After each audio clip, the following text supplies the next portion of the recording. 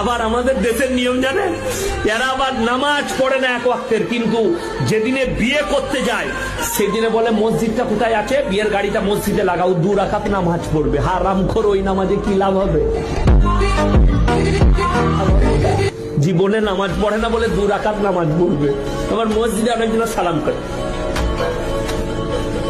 ঢুকে 2 রাকাত নামাজ পড়লে কি যে নামাজ পড়ে তা আল্লাহ জানে। আল্লাহু আকবার, কি জানি বউটা কেমন হবে। এটা সূরা ফাতিহা। আল্লাহ কি জানি কি রান্না করেছে, বিরিয়ানি করেছে না দেশি মুরগি করেছে। এটা হচ্ছে আবার দ্বিতীয় সূরাটা। ও তো কিছুই জানে না কি পড়বে, যে 2 বার মাথা ঠুকে সালামও জানেন না, চলে এলো।